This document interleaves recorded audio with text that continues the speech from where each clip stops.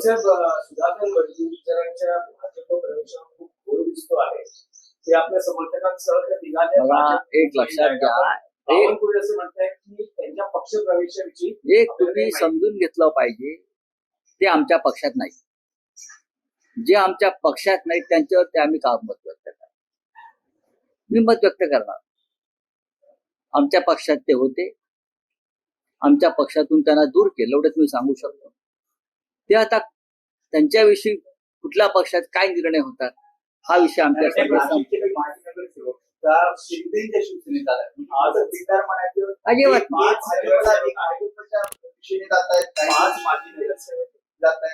नाव माहिती.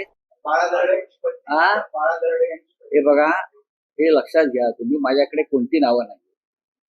कोण कोणत्या पक्षात जात आहे, कोण कोणत्या पक्षात जात नाही. शिवसेना नाशिक मधली अत्यंत खंबीर, मजबूत आणि अभेद्य आहे.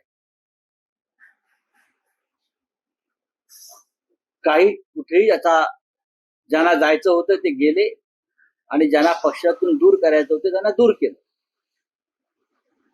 ही आता नावं येत आहेत, नावं येत राहतील.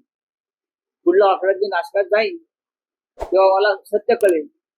आता फक्त ही हवेची पतंगबाजी सुरू आहे.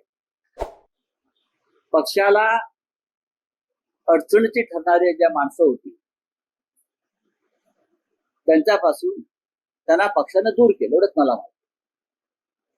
फार लहान विषय आहे. नाशिक मधली शिवसेना, नाशिक मधले शिवसेनेचे सर्व प्रमुख पदाधिकारी ते जागेवरच. त्यांचा फिरता रंगमंच आहे. मला त्यांचं नाव आहे असं कळलं, पण त्यांचं माझं काय बोलणं झालं नाही. ते आधी दुसऱ्या पक्षात कुठल्या तरी गेले होते. आमच्याकडे आहेत, पक्षाच्या कार्यक्रमाला हजर असतात. योगेश गोलंबे पक्षाचे उमेदवार होते, त्यांचे चिरंजीव.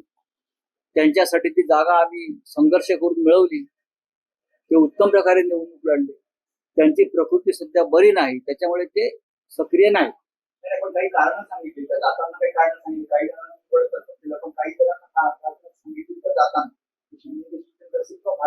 बघा, तुम्ही त्याचा फार मोठा इश्यू करता. प्रवेश वगैरे होऊ द्या ना, मग बोलू ना, कोण गेलेत कोण नाही गेलेत.